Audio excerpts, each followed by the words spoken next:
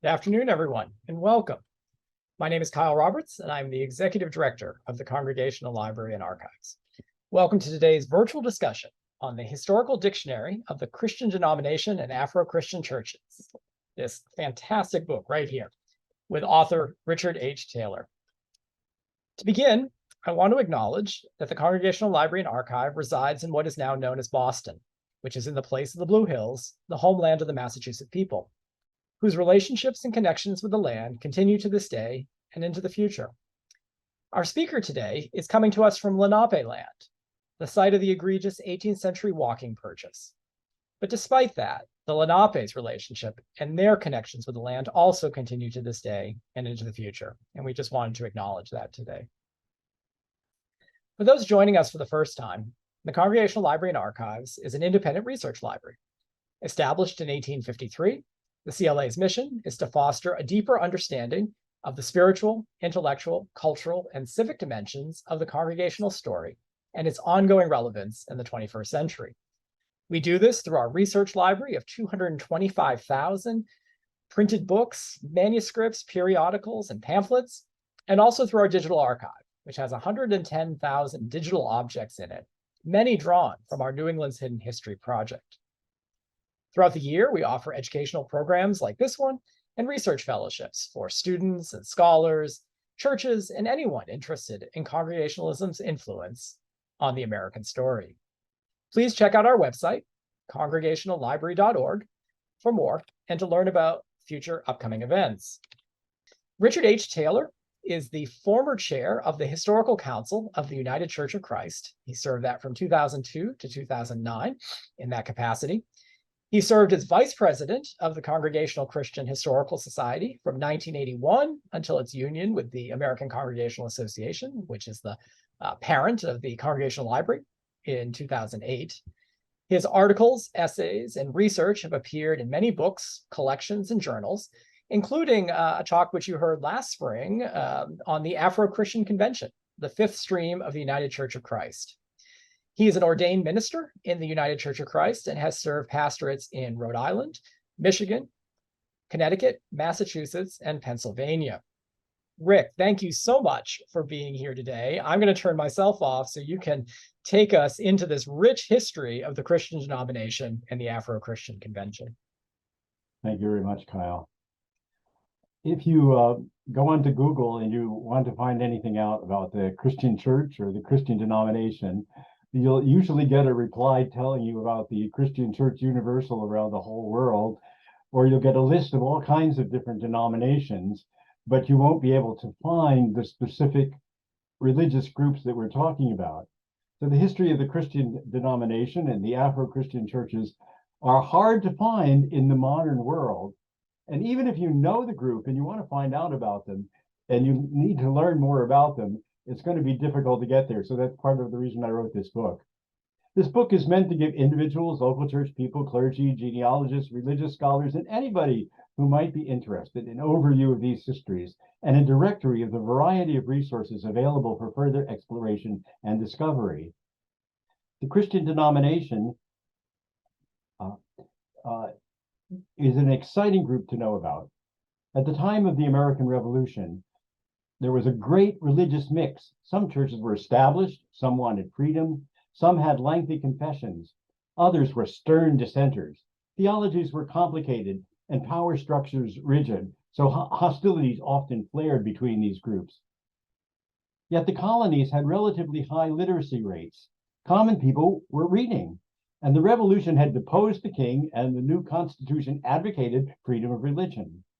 The Christian movement arose in this revolutionary environment. If people could read the Bible on their own, why did they have to accept these confusing doctrinal differences? Couldn't they all get along and be simply Christian? And since they could now choose their own political leaders, why not choose their own religious leaders as well? This religion of the people grew from 3 events in different parts of the country, but they all came to believe that the Bible should be the rule of faith and practice, that Christ was the head of the church, and that Christian was their only name. In a way, the Christian movement began to change conversations that maybe a century later led to parts of the ecumenical movement.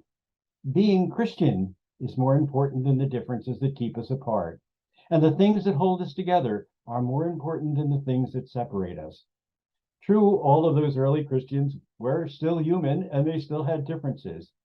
So in the name of freedom, they came to allow people to have their own personal beliefs, although the church was formed under that umbrella of being Christian and looking to the Bible. Seeing a world full of hurt, they expected members to show good Christian conduct. Now, for those of you who don't know, let me give a quick summary of the three origin places of the Christian movement. The war had ended the Anglican establishment in the southern colonies. Many old Anglican meeting houses had been taken over by preachers moved by the piety of John Wesley, and they had organized the Methodist Episcopal Church in 1784. But many of its leaders, led by James O'Kelly, who was one of the early, what would be called today a district superintendent, objected to the rigid rule of the first bishops in that church. O'Kelly's group thought, for example, that local preachers could be able to appeal their pastoral appointments. When that was refused, a large group walked out of the 1792 conference. Attempts to reunite failed, so in 1793, they organized as Republican Methodists. The next year, Rice Haggard, an active member of the group, said, "Why do we need these political type names? Why can't we just be called Christians simply?"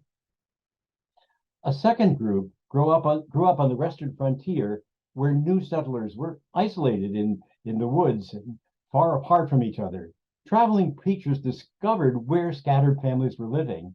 And once they knew where the people were, they could call them together for large services where communion was served. Some meetings included several clergy and could attract up to thousands of people for several day-long camp meetings. The largest of these was held in 1801 in Cane Ridge, Kentucky, where Barton Stone was the pastor of the local Presbyterian church. Ministers from several denominations preached at that Cane Ridge meeting, and great excitement and emotion spread across the ground. Exposed to many points of view from these different clergy, some leaders began to question the doctrines such as predestination or complicated views of the Trinity.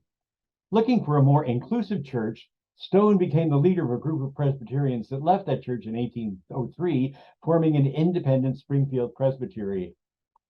At that time, it just happened that Rice Haggard was in Kentucky touring the area, and he shared the ideas of being Christians only.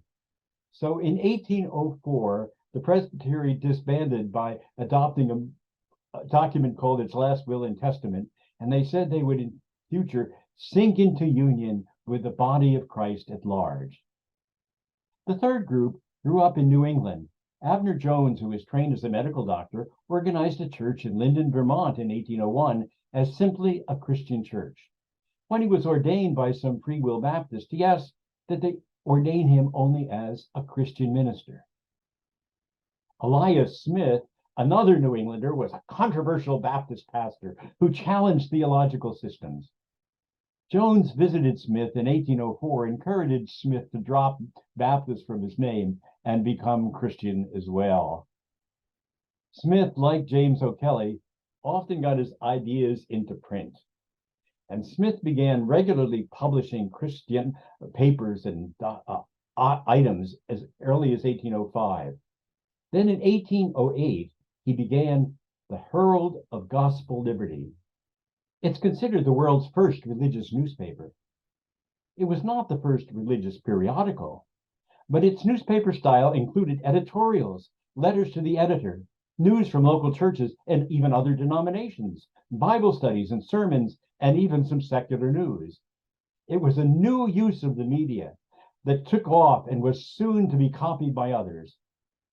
In the Herald's very first issue, Smith included the document that had disbanded the Western Springfield Presbytery, and he was soon not only writing about but visiting the Southern Christians as well. So the media became the method that identified the Christian movement and brought people together. By the 1830s, the movement had spread throughout much of the country.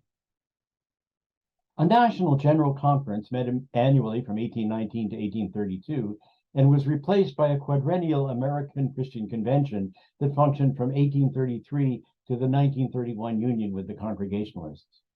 However, these bodies had very little power. Other than a few committees for specific purposes, there were no national ongoing officers until the 1860s. The best known Christian leaders were the editors of the Herald and the other popular periodicals. The centers of formal organized identity were local regional conferences, where local church clergy and lay delegates met regularly, where churches were recognized and candidates for the ministry were examined and ordained. In the book, I've identified well over 200 of these local conferences. With local autonomy, these conferences were often very bold in their undertakings. In 1819, Abigail Roberts met with the members of the New York Christian Conference. The clergy there were, of course, all male, but they were so impressed with Abigail and her witness that they wrote in the minutes, and I've seen this in the handwriting, Abigail Roberts has a public gift. Recognizing her talent, they worked out a novel rebuttal to St. Paul. If women are to keep silent in the churches, well, that still allowed women to preach in public halls, in schoolhouses, in your home, or outside even. So they dreamed up the category of female laborers, and they sent Abigail and soon other women on evangelistic speaking tours.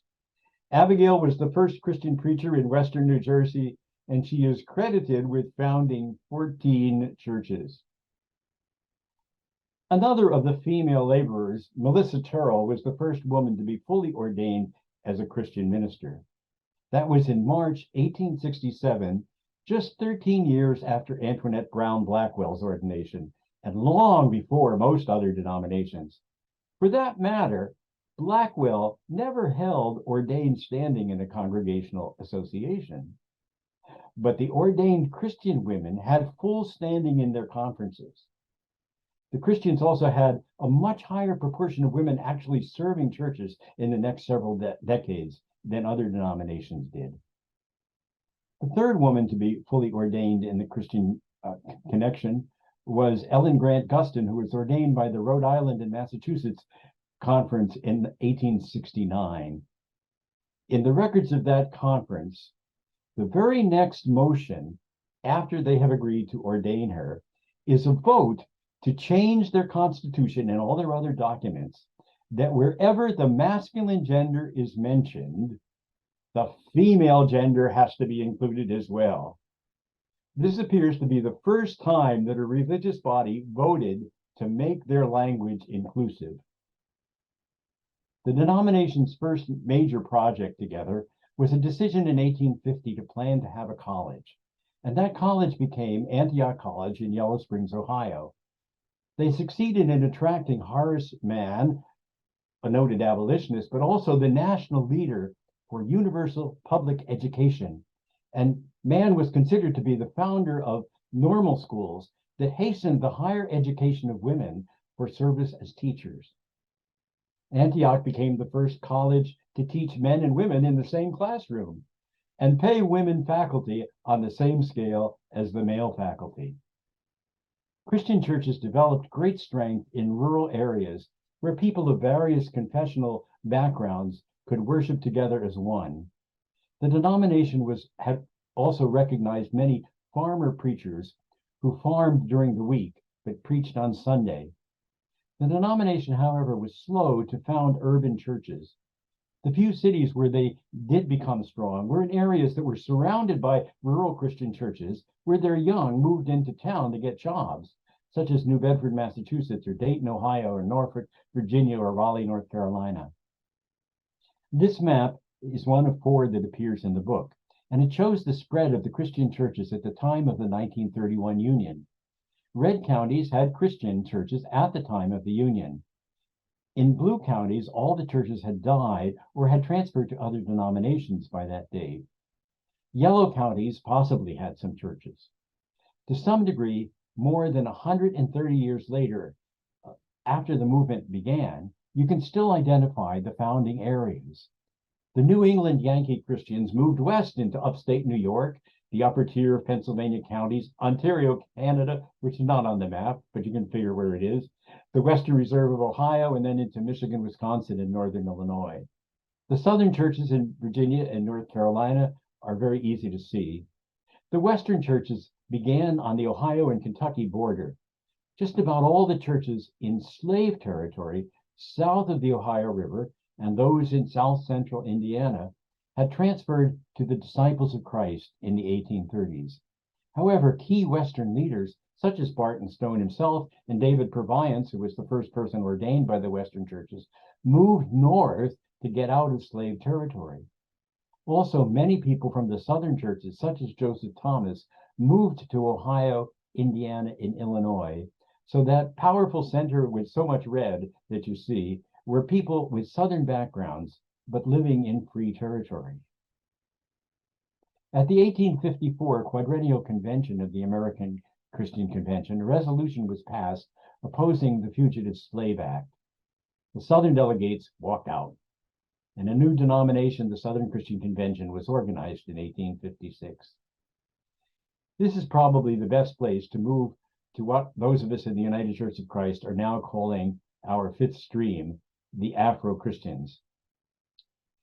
Of course, there were people of African ancestry that were associated with the Christian churches from the earliest days as members, but also, sadly, as slaves. We have very specific references to runaway slaves and freed slaves being parts of some of the earliest Christian churches in Indiana and Illinois. Isaac Scott, a Black member of the Christian church in Raleigh, North Carolina, was sent as a missionary to Liberia by the Colonization Society in 1852.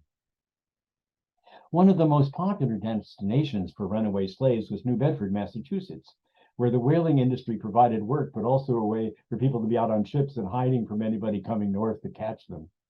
The first Black church in that city was an African Christian church founded around 1830. Charles Cook, one of the original members, thought it was expedient to have their own place. And he said that that was needed because their injured race wanted to worship God according to their own consciences. One of the runaways who came to New Bedford as a young man was a man by the name of Frederick Douglass. And soon after his arrival, Frederick Douglass was leading Black conventions in that very church to oppose the Colonization Society and pointing out other indignities, and then reporting those actions that got them published in Christian periodicals. Things were different in the South. Many African American groups were able to steal away to hidden locations, often in the brush, to meet in hush harbors, places where they could be on their own and remember their distant loved ones, their dances, their shouts, and their hopes. On Sunday mornings, they were relegated to the balconies of the white churches, where they could hear the Bible and receive it or reject it in their own hearts. Sometime before 1851, the Black members of the Providence Church outside of Norfolk, Virginia, met in a separate building from the white congregation, but they still had to listen to the white preacher. And it wasn't until 1872 that they were able to have control of their own building and choose their own pastor. When the Civil War ended, the largest white Southern Conference voted a plan to keep moral and religious influence over the new Black churches. And they said they should be in charge of ordaining the Black clergy and have oversight of them. When Andrew Johnson was still president, the new Black churches moved cautiously, organizing their first conference in North Carolina in 1867 and getting one in Virginia following after it was stalled until 1873. But once they had their own conferences, they made their own decisions. In New Bern, North Carolina, before the war, there had been a white congregation with many Blacks attending.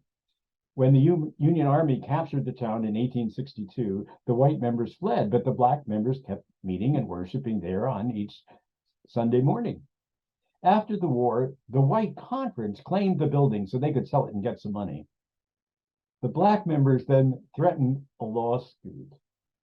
And when the conference building was finally sold, the conference did do the transaction, but they had to give some of the money to the black church. Most of the Afro-Christian churches were people who came out of the balconies of the white churches. They usually located very near the original church and often took the same local name as the other church. But already in 1869, Joseph H. Mann Sr. was already organizing new Afro-Christian churches in areas where there hadn't even been white Christian churches. The black conferences immediately showed great agency. In 1870, a woman, Talitha Briggs, was licensed, and a few years later, she was listed as having full standing as a minister. Around the same time, they spent several years exploring a possible union with black disciples congregations in the area. And in 1870, they voted that they planned to start their own college, and they decided it would be located in Franklin, in North Carolina. When we remember that it had been illegal in the South to teach slaves to read, and that many black families had been pulled apart with relatives sold away, and that few had any claims to land or homes or what have you, that great progress and initiatives in the first decade of freedom just seems to overwhelm me. It seems somewhat miraculous. One of the fascinating stories from that time concerns George W. Dunn, who was the pastor in Franklinton, where college preparatory classes had already begun by 1878. He later wrote about his own life and talked about when the war ended and he was free, how he realized how much he'd been denied in education and how much he wanted to learn.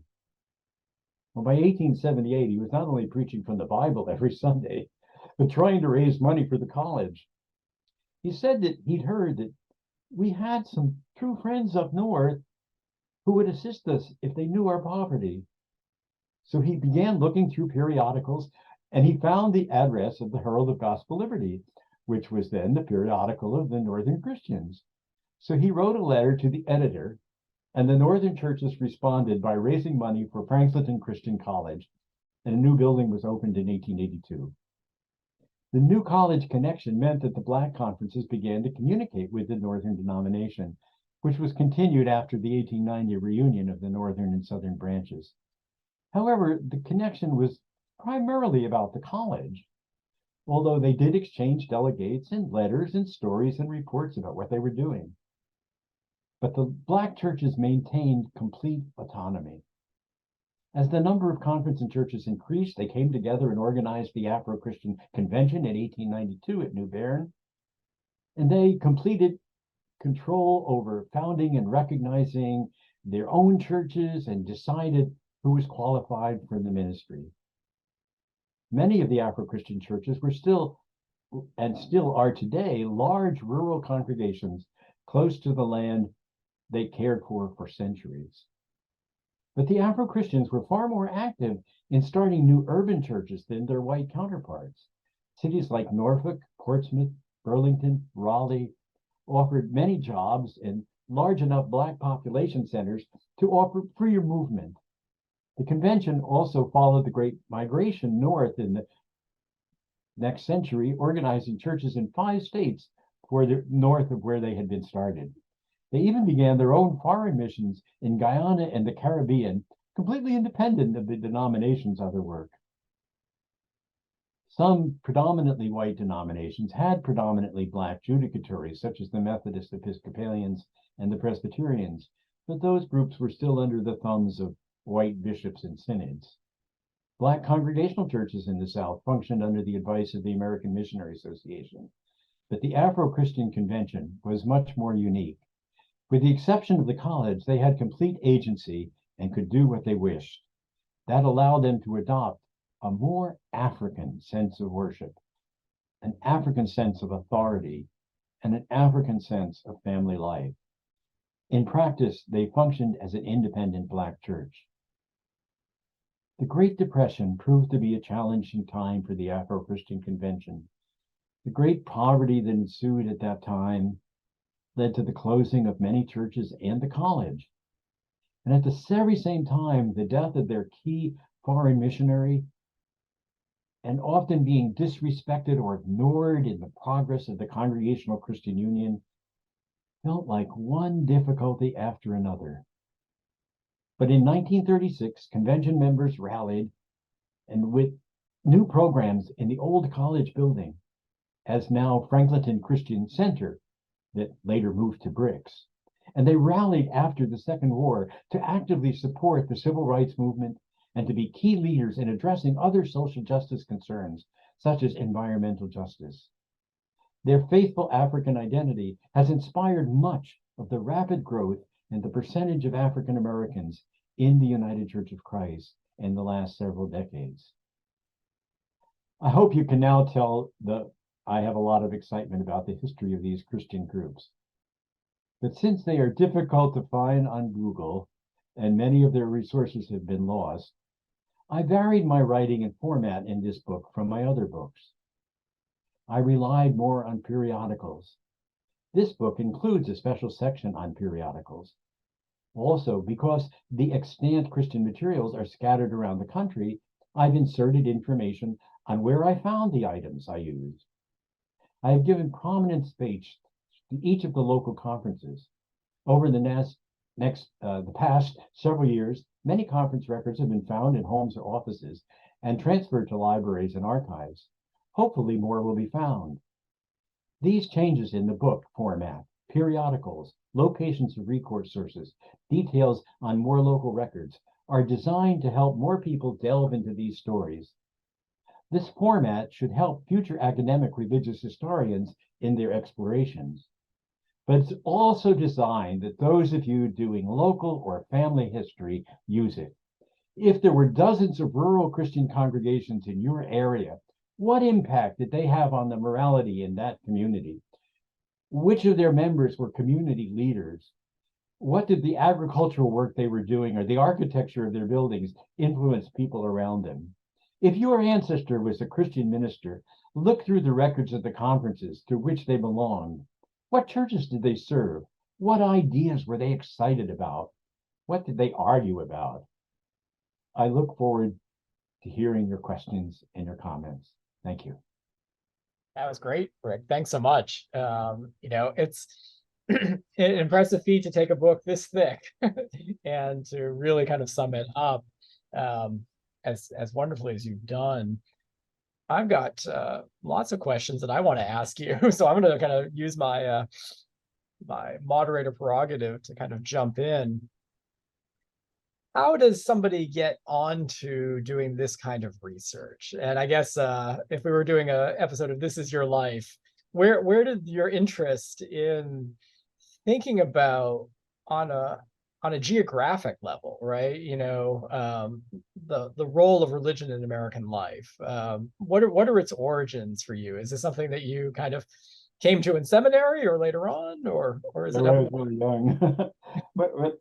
When I was a kid, I grew up in an inner city church in Paterson, New Jersey, and didn't have many people around. So I actually was elected as a deacon when I was a teenager. And we had some kind of a church meeting at the parsonage. So I was standing in the pastor's study before the meeting got started and looking at the books on his shelf. And he had a Congregational Christian yearbook from 1956 or 1957, something like that. And I pulled it off the shelf and started looking through it. And so I was fascinated by where there were churches and where there weren't churches. And so I said to my pastor, I said, how come there's so many churches in North Carolina and hardly any South Carolina? And in South Carolina, he said, I don't know, where do you get that from? And then I said, how come the churches in New England all have names like First Congregational and South Church and North Church? But out in South Dakota, there's all of these churches with names like St. John's and Trinity and Messiah. And what's going on there? He says, where did you get these questions from? And so that sent me to wondering, what is the connection between geography and religions? And and also the other way around. Religions are affected by mountains, by legal lines and barriers. Um, and the culture of an area begins to take on the religion of that area. But the religion also begins to take on some of the culture around it. So the other religions in the area influence that religion at all. And so I began as just kind of a hobby on my own, trying to figure out the various traditions of congregational Christian history. And since I'm UCC, also evangelical and reformed, and where were churches located? Why were they there? Why were they not some other place? And began to learn the role of ethnicity and where people settled and why they settled there. There's a wonderful book by David Fisher called Albion Seed, which refers to that. And to me, it was just a hobby. It's something I did on Mondays, when the preacher doesn't have to work. And but sometimes I would be at ministers' meetings and people would say, well, something about religion. I said, well, I can explain that. Now, some of those were geographic or ethnic kind of questions, but some of them were just bits of history that I stumbled over in doing my own research that maybe nobody else had looked at in 100 years. And so people began to say to me, you've got to print this, you've got to print this. And henceforth, out came all the books. So this is, for those of you who don't know Rick's work, this is not the first one that has come out in, is this 12 or? It's the 13th book. It's the 11th one I'm self-publishing. I did two for other people at some point. And then lots of books with chapters in and joint editors of some things and so forth. So while questions are coming in, I think it, given that this is, the 13th one like this that you've brought together and brought to audiences, to researchers, to church members, to students. How was this book how would this book have been different if it was the first one you had written instead of the one that you've done now? Once I decided I had to publish or wanted to publish, I knew I had more information and data, and immediately I realized that the different streams or traditions kept their records differently, and the records were filed in different kinds of places. So it was going to be necessary, if I was going to get back before the 1930s, to separate the books out by background and by region. And living much of my time in New England, I guess I started with Congregationalists. And so the first book was New England Congregationalists. I planned to put the Christians at the end of the list, not because I was not interested. I mean, my college pastor was a Christian pastor and talked all about that tradition. But because I knew the most records were missing and I didn't know where I was going to need to travel to find them. And actually, during the time span that I put in putting these books out, many as I've mentioned in the address, have been found, and some of them are now at the Congregational Library, and some of them are other places. And so more material was connected. Even then, to some degree, I think of this book as being, I've called it my Swiss cheese book, where the conference records exist in great multitude. We have pretty accurate ideas of the churches. Some of the conferences, there's still gaping holes, and that's all explained in the book of where there's a gaping hole, so that you will know that more research can be done. And you're invited to do that research if you're interested. Excellent. So I'm just going to jump into these questions. A very nice note from Patricia Lowe, who is thanking you for that early curiosity, and that curiosity which has continued throughout your life. We are all so much richer for that, so thank you. Question from Jean Alexander, who says there are several churches in the very southern tip of Maine that were part of the Maine UCC conference. And she's always wondered more about their history, sort of what's that early history of Maine Congregational and Christian churches? Yes, Elias Smith, when Abner Jones came to visit with him, was actually living in Portsmouth, New Hampshire. Mhm. And so the Herald of Gospel Liberty was originally published in Portsmouth, New Hampshire, which is right there on the Maine border. And so there were churches there at a very early date, 1807 and so forth. It was pretty easy to get across to Kittery and other parts of York County and spread up north from there. I'm going to forget a name here, but Beth Nordbeck has written a wonderful book about one of the early preachers there in Maine and Vermont. And I would refer you to use her name in looking things up, and I'll come back up with the name. Will come to me later. Another part of Gene's question, which I love, and it's so much about our mission today at the Congregational Library, about thinking about the past in the service of the present and the future, is given the current state of the United Church of Christ, how does the history of the Christian denomination maybe help us envision the future of denominations? Are there lessons to take from what they kind of knew about what unites us instead of what divides us? This idea of a kind of early ecumenism, that we were not going to insist on the Trinity means this, and you've got to accept everything in the Westminster Confession or the Heidelberg Catechism, to the final point. And my local paper where I live now has a great habit of putting in obituaries. So and so was of the Catholic faith, or they were of the Methodist faith, or they were of the Lutheran faith.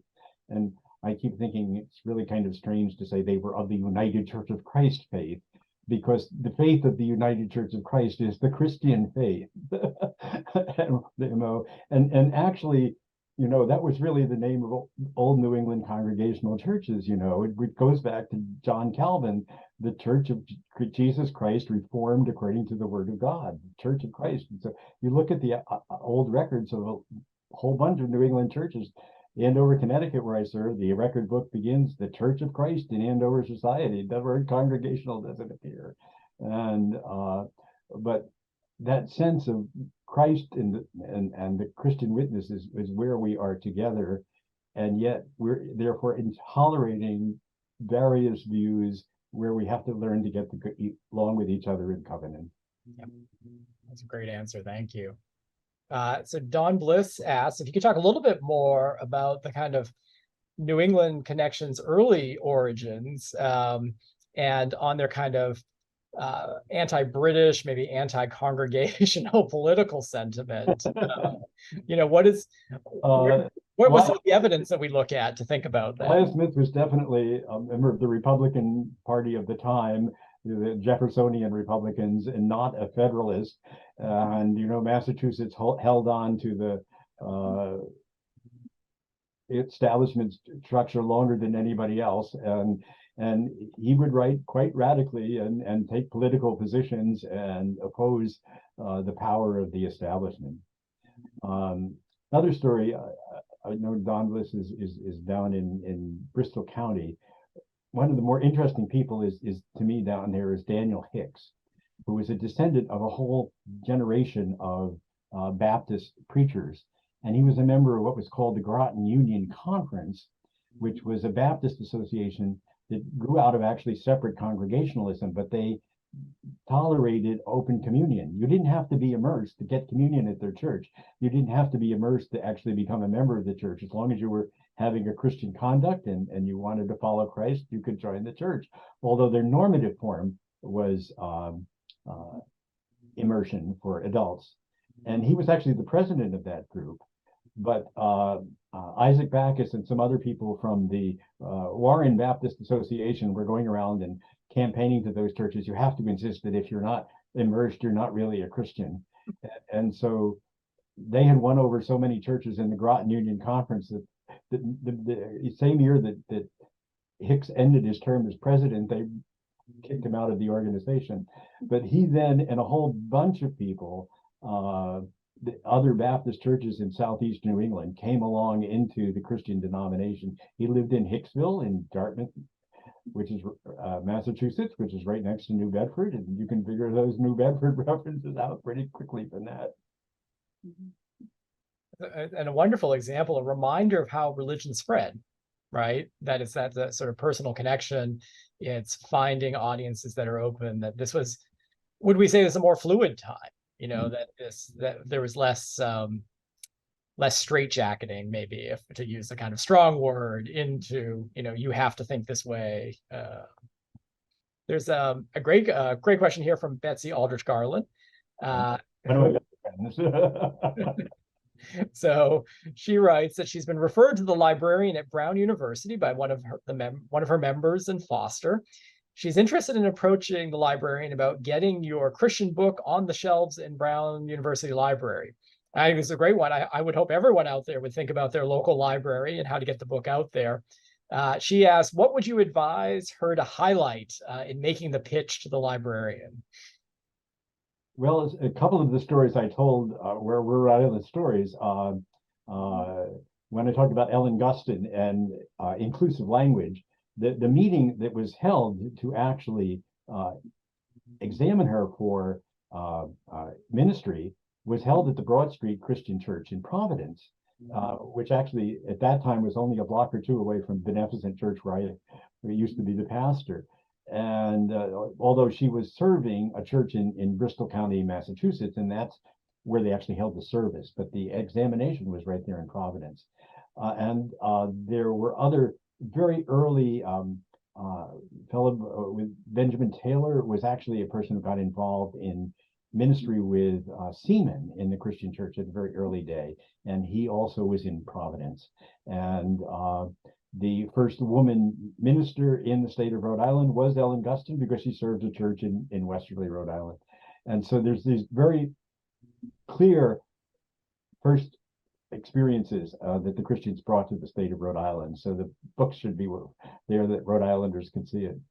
But as I think that map shows, Rhode Island, yes, but so many other states as well. And I think that having this, I mean, it really is at the Congregational Library. Rick's books are on the shelf right behind where our reference desk page sits. They are some of the most used works that we go to for our, for questions that come up. A nice question here from Cleo Graham, who writes, please share your thoughts about the impact of the abolitionist movement on the role of women clergy in New England. I think that probably varied from person to person. There were so few women who were actually ordained before, and we would have to look at the influences of women for that period in some other sources. But certainly there were many women who were actually clear initial leaders. There was such an interplay of women's rights movements and civil rights movements that they would have known each other. And I mean, the same conference that voted inclusive language for Ellen Gustin was the same conference that included the church where Frederick Douglass was protesting the Colonization Society. So there were these interconnections. I know Cleo, and I know that her very wonderful interest in so much of Black history. And I don't know if we want to take time going off and talking about Black Congregationalists at this point, which would interest me as well, but let's maybe not the best of time. But I think there's, an interesting, and we might think about research, the type of research that should continue to come out on the Christian denomination. And, I feel like in some ways we know a lot about the congregational witness towards abolition and anti-slavery. But I love those kind of stories that you're bringing out about the Christian denomination witness to anti-slavery. Frederick Douglass, First Church in New Bedford work, I think is hugely important. Is the story of the Christian denomination at the time of the Civil War similar to the other main denominations in kind of splitting geographically, or are they better able to, I guess, be on the right side of history, for lack of to use a contemporary phrase? Obviously, the passing in 1854 at the American Convention of the decision on proposing the Fugitive Slave Act, which was controversial on the floor, and the fact that Wellens walked out, W.B. Wellens, and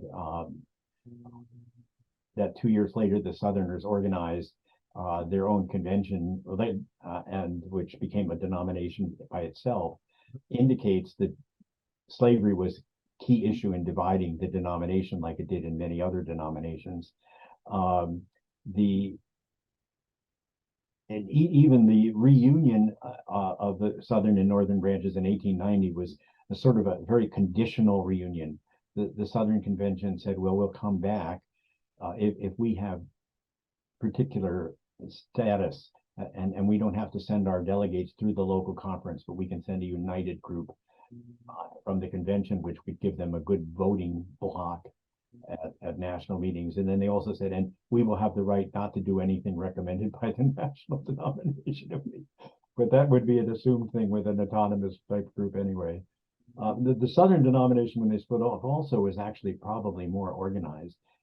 During much of their time when they were by themselves, they had kind of a semi-Presbyterian kind of government.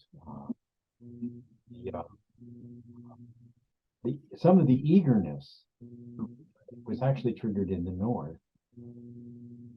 In the 1880s, the Antioch College hired Reverend Long, who was a minister was standing in the Southern denomination and was a former Confederate officer, the president of Antioch.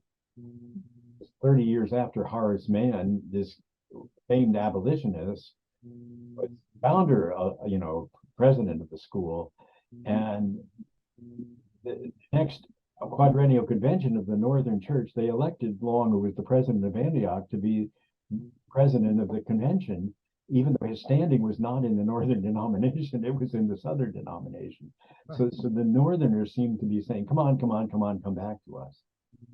They also published some directories, the Northern Church did, that included the list of all the Southern Church people, even though no union had been taking place at that point. That's fascinating. So I'm going to put together two questions here about 1931 and 2023.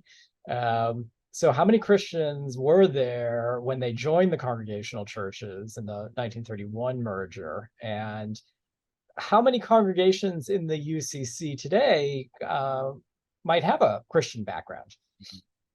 There were, including Afro-Christian and white Christian, there were about 1,100 congregations in 1931, and I haven't got my list up to date. I think the number in the United Church of Christ is around 300. Again, Afro-Christian and churches that had a white background as well. There's a much higher percentage of the Afro-Christian churches who survived in the denomination than among the white Christians. That's partly related to the rural sensibility, but there are also churches of Christian background in the National Association, in the Conservative Conference, and the Evangelical Association has several Christian churches in North Carolina. So kind of fascinating to see that Christians also similarly map different theological interests or maybe different cultural interests that lead them into contemporary congregational denominations. Here's a question that I'm sure you know a good answer to. How did those Christian churches get into Southern Pennsylvania? Were they coming down? Were they coming up? Were they coming over? There's it's connected to the Shenandoah area. There was kind of an early split in Virginia, and Joseph Thomas, who later became famous as the White Pilgrim and was this famous evangelist, and he always dressed in white and rode a white horse, which was perhaps his way, like so many media stars today, to get the attention of people who he was visiting. And he actually was, initially he had asked James O'Kelly for ordination and he wanted to be immersed, and O'Kelly was more inclined to want to do the old Methodist thing of just sprinkling him. And so there was kind of a difference there, a split, and Thomas then ended up serving in the Shenandoah Valley for a while, and there were several Christian churches early up there, and they eventually, to get pastors, Thomas had moved out to Ohio, and one of the conferences in Ohio began to send preachers back to the Shenandoah, and they were getting into the mountain valleys, and so they came over the line through Maryland, which is where Maryland is very thin, and got into Bedford and Fulton counties.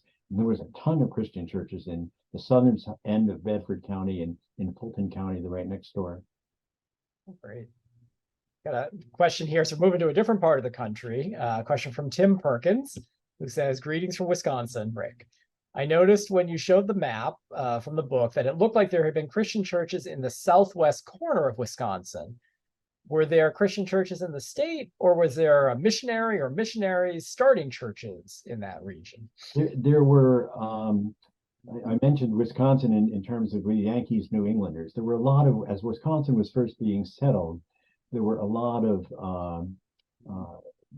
Islanders or people from upstate New York who ended up in Wisconsin, and there were a bunch of churches started as early as the 1840s that had New England roots, but they were kind of scattered and didn't last very long. And that's the blue part of the map in Wisconsin. The churches down in the corner were in a conference called the Richland Union Conference, and it really took off after the Civil War. And from what I have read of it, I suspect that these were some Southern people. There's some mining areas in that part of Wisconsin who had come north and become connected with some of the mining communities. And so that particular conference has more Southern orientation than the earlier churches in Wisconsin. Another nice question here from Rob Peters, another intrepid researcher, and I want to give my thanks for the work that Rob's been doing to help identify materials from the Christian archive. And he wonders if you could talk maybe a little bit about the reasons for the inability of the white Christian church to develop congregations in major cities. You know, I think that was kind of striking in your presentation versus the Afro-Christian faith, which seems to have been able to kind of adapt to the city. Yeah, there was both a theological and a pragmatic reason, I think, for that. Famous Christian preacher Frederick Plummer was a New Englander from New Hampshire, and he early became the pastor in Philadelphia, Pennsylvania. And he was kind of the go-between oftentimes between the New England Christians and the Southern Christians talking to each other, and they would meet with Frederick Plummer. And he had some monetary inheritances some source of being paid. And so he visited and started several churches in the Philadelphia area. And he said, you don't need to pay me. I'm just going to come and be your preacher. And so the congregations were very large while he was the preacher, and his ethos in the denomination kind of said that, you know, ministers should be working for Christ and not for money. And so unfortunately, once Frederick Plummer was not there to come around and be the free pastor, most of his churches collapsed because they didn't know how to pass the offering plate. Right. And so that's kind of the theological thing, which to some degree permeated the denomination.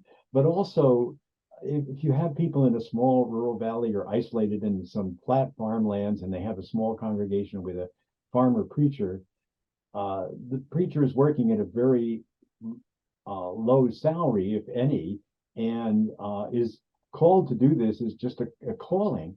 But many of those churches then would get a child of the old farmer to become the next pastor or the next pastor. But if they didn't have a lot of children, or the children were not all that religious, the church would have a hard time finding anybody to come to their particular isolated rural area and become the minister. And so the interplay of finances and location in isolated rural areas undid them, and to buy land and support somebody without a initial congregation in an urban area beyond what the denomination could do. We are fast running out of time, and there are more questions here than I can ask you. So you have turned on people's excitement, and they have lots of questions for you. But I want to get this last one in here. This is, Pat Vondel, a longtime friend of the Congregational Library, who's been working on Unitarianism, is curious if there is, we know the Congregational into Unitarian story. Is there a Christian into Unitarian story? Or are there other pathways that Christian churches might become? They become Presbyterian if they're in a certain early on, a lot of people, wanted to separate from the Christians, particularly in New England, because they thought they were Unitarians. And as a matter of fact, Simon Clow, who was the founder of the church in Irvington, New Jersey, and was the editor of some of the periodicals for a while, actually wrote 2 books identifying the rise of the Christian movement to be the rise of Unitarian Christians. And David Millard, who was also a very prominent early Christian minister, became a professor at Meadville Seminary, which is later merged with Lombard and became Meadville Lombard, this Unitarian seminary. And when Meadville was founded up in northwestern Pennsylvania, they thought it as a Unitarian and a Christian seminary. That's what I was talking about with these strange ideas of the Trinity. There is a Holy Spirit, but we don't know if it's a person or an identity, and so on. And even later, Austin Craig, who was briefly the president of Antioch, was also briefly a professor at Meadville, and he became the main initial leader of the Christian Biblical Institute, the training school that was in Stanfordville, New York. And of course, the Craigville Conference Center on Cape Cod is named after Austin Craig. And so he taught in a Unitarian school as well. So, and there were actually a couple of early Christian churches that actually left and went to the Unitarians. Fantastic. Great answer. Again, just the richness of this past for us to keep thinking about.